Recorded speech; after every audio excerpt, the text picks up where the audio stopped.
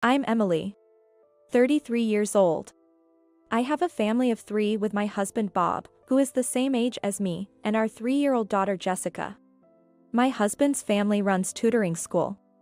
His parents were teachers in the past, and Bob has a teaching license. I can hardly believe I married into such a wealthy and intelligent family. My parents and friends were initially worried about me. But there was no need for concern. They are really good people. They warmly welcomed me as a family member and took me the way I am. My mother-in-law, Mary, a mother of 3 sons, was happy to have a daughter in her family. Initially I was nervous, but my energetic and cheerful nature is my strength. I decided to be myself and built a good relationship with them. I hold a second-class landscaping construction management engineer certificate, working on greening projects in parks and commercial facilities. I studied hard to get this national certification. And even after going out to the field, it was a test of physical strength. The job was physically demanding. I always took care of my health and was proud of my strength as a woman. Bob, now teaching at the family's tutoring school, used to be an elementary school teacher. We first met when I visited his school for a greening project meeting. After giving birth, I took maternity leave and just returned to work last year. With my daughter still young, I prioritize family now, but sometimes I can't make it in time to pick her up. At such times, Mary helps, and Bob picks her up if he can. I am grateful they support my career, living a fulfilling life. However, there's one person in my married life who troubles me. My sister-in-law. She is Bob's brother's wife. Bob is the second of 3 brothers. The youngest being single. The eldest son Jacob's wife, Lisa, is the source of my troubles. She's mainly a housewife but also helps with the tutoring school's accounting and administration. She seems to plan to send her 5-year-old son to a private elementary school. From the first meeting at my in-laws, I knew she has different values and ways of thinking from me. Petite, always well-dressed and smiling, I initially thought she was lovely. But she was two-faced. One time, helping in the kitchen, she changed her nature when Mary left. "Can't you do something about your dress?" My dress. Her voice and demeanor were so different from what she had used to be. Always wearing scruffy, dirty-looking clothes. "Don't you see you're the odd one out here?" It's embarrassing for me. Well, I need to move easily. My daughter is still small, and I have to chase her. I have a child too. You know. She sighed dramatically, about to say more, but reverted to her usual self when Mary returned. "What were you 2 chatting about so animatedly?" "Oh, just some parenting talk." Amazing how she switches voices instantly. Like a sensor that changes her demeanor when Mary appears. Mary looked at me, "Really?" "Yes, just talking about our kids." Lisa nodded in satisfaction at my response. I'm not scared of slender Lisa or anything. But I didn't want to make a fuss over such petty remarks or worry Mary unnecessarily. Some of my friends struggle with mother-in-law issues. It's commonly heard that mothers-in-law can be a source of stress. Compared to that, I'm lucky to have a kind mother-in-law who supports my work. I thought I should be able to handle Lisa's snide comments. But she continued to belittle me whenever we met. Once, while traveling for work, I ran into her chatting with 2 or 3 other moms. We made eye contact, and it would have been strange to ignore her. "Hello, Lisa," I said with a smile. "Oh, hi there." I was in a hurry, so we only exchanged greetings, but later that night, she called my home. "What were you thinking?" As soon as she realized it was me, she exploded without a greeting. "What are you talking about?" "About this afternoon." "Don't approach me looking like that. How can you walk around in those work clothes?" "Unbelievable. We all saw you. It's normal to dress nicely, even without a special occasion. All those moms are preparing their kids for private school admissions. You're from a different world." It was so embarrassing. She ranted on. "Well, I was working, so those were actually my work clothes. That doesn't matter. Just don't talk to me in public anymore." It's embarrassing. But isn't that weird? We're family, after all. That's what I've been saying. You are classless and not suitable for our family. And I never thought of you as a sister, even if we're related by marriage." She hung up abruptly, leaving me stunned. Did she really need to call just to say that? Her snide remarks continued at family gatherings, but what's worse was she only showed her true colors when we were alone. She dresses nicely, the sophisticated wife of a wealthy family. She must love that image of herself. I don't mind that, but I don't understand why she feels the need to attack me for not fitting her taste. Sure, she always wears nice clothes, bags, and accessories, but how does she have so many? Maybe Jacob just lets her buy whatever she wants. Her quiet husband probably doesn't know her true nature. That's just how she is. I hadn't told Jacob or Mary, but I'd been feeling stressed out, so I had informed Bob. Oh, she doesn't seem like that type. Initially, Bob took it lightly. But a few days later, Mary called. She was organizing a family dinner that weekend, informing us about the restaurant and time. Though we all lived about 30 minutes away by car or train, she usually didn't interfere in her sons' lives. However, she requested all families to gather for my father-in-law's birthday and Christmas. This time was for my father-in-law's birthday. We got a private room at his favorite high-end restaurant. It's our first time there as a whole family, but it's really delicious, so look forward to it. Yes, I am looking forward to it. I was excited, but also dreaded meeting Lisa. You sound a bit down. Is work keeping you busy? No, I'm fine. Really? Was my voice filled with my reluctance? I quickly reassured her. Emily, if there's anything troubling you about our family, you can tell me. No, there's nothing. Your help with our daughter when I work late is always appreciated. It's not about your family. Oh, not about my family? I didn't understand what she meant. Then came the weekend of the dinner. Since it's my father-in-law's birthday, I just need to celebrate from the bottom of my heart and express my gratitude to my parents-in-law. Don't worry about sarcastic Lisa. That's what I was determined to do. I arrived early, relieved to find neither my in-laws nor my brother-in-law's family there yet. I thought it was rude to have kept my father-in-law waiting, and arriving early would meant less time with Lisa.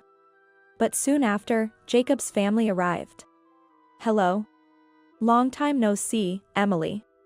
Hello, Jacob, it's been a while.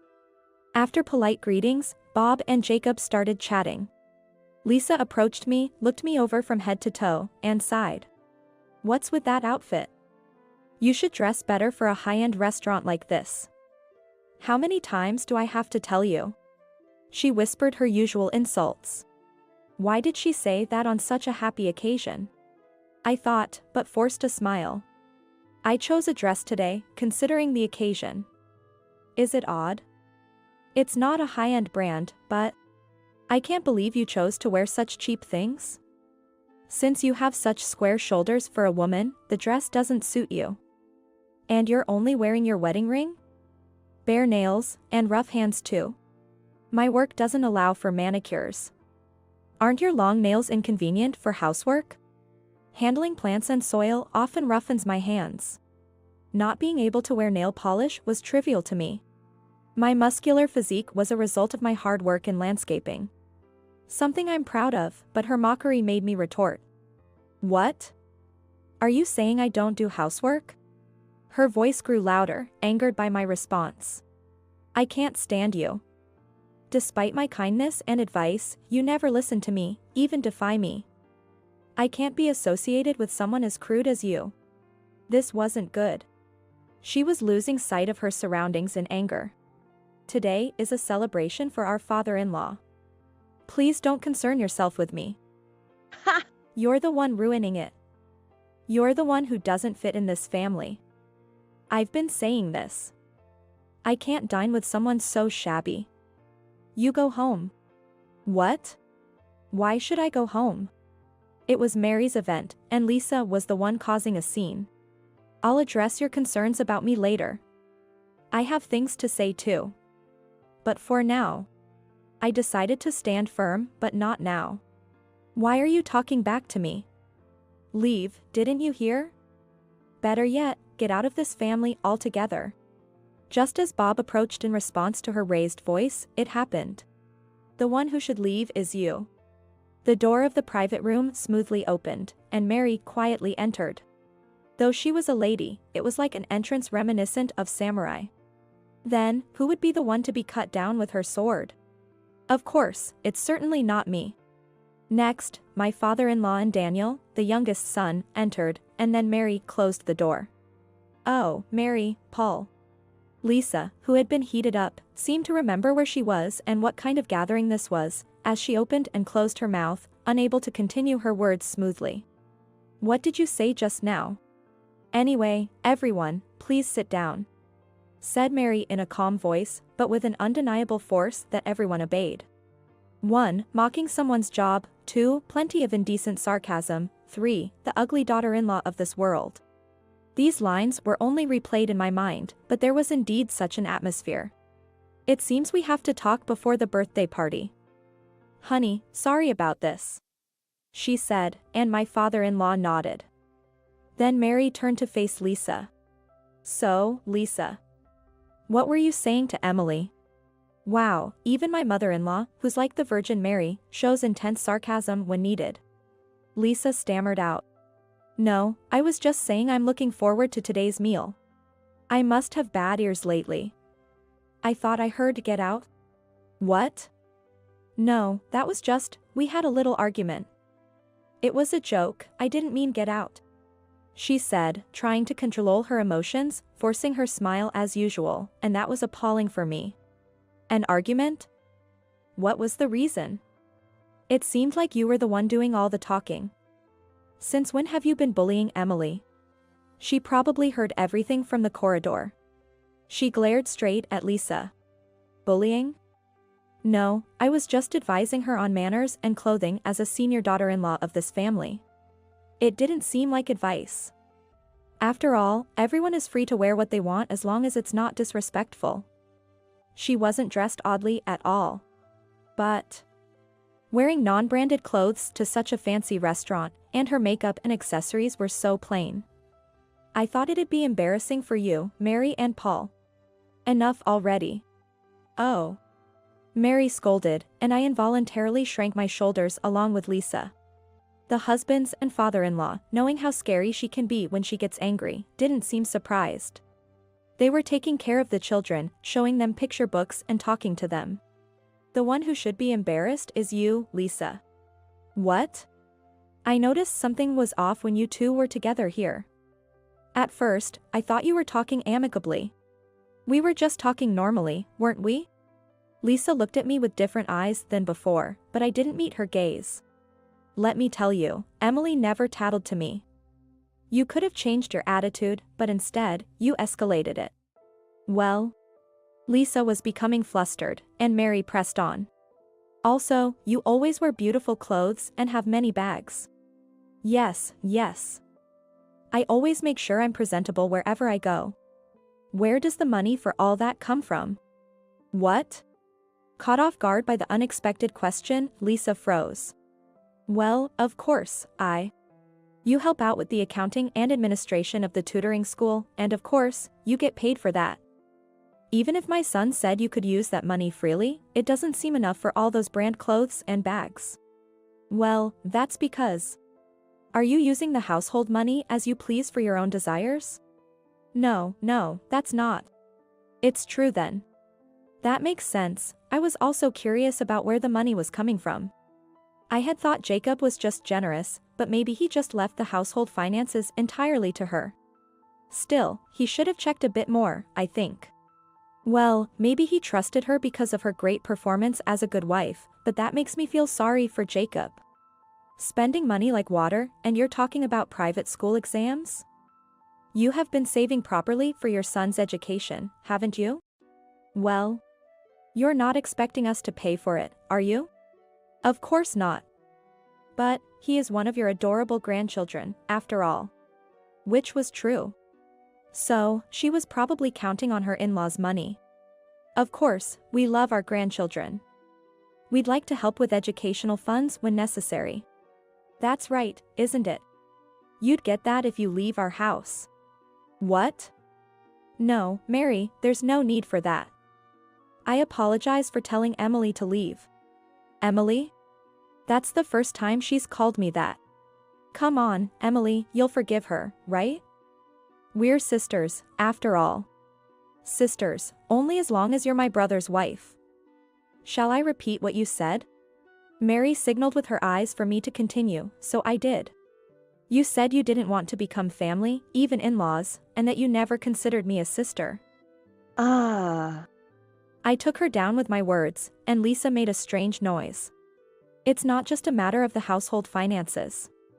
You've been dipping into the school's funds, haven't you? Lisa was speechless, her eyes wide. Is that true? I was truly shocked by Mary's words. I had guessed she was freely using the household money, but she was also meddling with the finances of the tutoring school run by my in-laws? It seems you were clever enough not to get caught, so it took a while to figure it out. Charlie, who has been doing our accounting for years, you deceived him too, didn't you? Lisa turned pale. The gifts for the teaching material suppliers and the thank you gifts for the teachers who conduct seminars. We trusted you with such shopping, but the amounts on the receipts gradually increased, and so did the frequency. You said things like, I was told to give it as a birthday present, or, I was asked by Bob or Mary. That's not true, what are you talking about? Giving department store items other than confectionery as gifts, something we never did before, but we trusted you because you are our daughter-in-law. The lunch expenses for taking part-time teachers out, you were actually using them for lunches and tea with your mom friends. Oh. The questionable receipts gradually increased, and finally, Charlie came to consult us. Even before that, my son had noticed and started investigating. Well, you betrayed everyone's trust. For you, dressing up seems to be the most important thing. No, it wasn't me. Speaking in a faint voice, Lisa looked at Jacob for support, but he just gave her a cold stare. If what was said is true, that's only natural. Emily is the opposite of you. Sure, she's a bit indifferent to fashion, but she puts her family and work first, putting herself second. You mocked her job without really understanding it, but being a landscape construction manager is an impressive qualification. She must have studied hard to earn it. Mary. Just as I felt relieved seeing Lisa get a taste of her own medicine, I was suddenly mentioned my efforts by Mary, and felt myself getting emotional. She's a person with determination, so I thought if she wants to continue her job, we should respect that. Have you ever seen her work, unbothered by dirt or mud on her clothes and hands, working with such vigor? Would you mock such a person? I teared up hearing this, and Lisa had no more excuses or acts left, just hanging her head low. Our tutoring school may not be as big as the national chains, but we've gained trust by caring for our teachers and students. It's about the people, the heart. The one who doesn't fit here is you. You are the one who should leave. Mary spoke firmly and was so cool that I almost felt like giving a big applause to her. After that, Lisa, who had played the role of an elegant, ideal wife, was ousted from the wealthy household. Jacob set up a meeting for discussion, but even then, Lisa refused to admit her faults and lashed out in anger, leading him to decide on divorce. With embezzlement discovered, she couldn't get any alimony, and she was left with nothing. Jacob kept custody of their son, and with the help of my in-laws, they planned to continue their usual life. Lisa, always putting herself first, had been harsh to her son whenever things didn't go her way, but he was reassured by his father and grandparents, and seemed to understand everything. The private school exams were only Lisa's strong desire, and the boy, who hated being forced to study, now played freely with our daughter. Of course, Bob and I intended to help in any way we could. On a relaxed weekend at my in-laws, Mary came to me and said, I'm really sorry for making you feel bad all this time. We should have noticed earlier. Not at all, I didn't mind it initially. From now on, don't hesitate to speak up if you're in trouble. Okay. While saying this, I remembered Mary's words. What's important are people, the heart. Noticing my gaze, Mary looked at me curiously. Nothing, I was just thinking how cool you are, Mary. Oh, come on. The cool one is you, able to create gardens wearing overalls. Maybe next time you could work on our garden. I want to replant the flower beds. Absolutely. Let me know anytime, even if it's not as a job. You should charge her properly, you know. Mom can be demanding. Bob chimed in playfully, and we all laughed together. Cherish people, cherish hearts. I'll remember to do just that. To keep laughing and living happily with my precious family.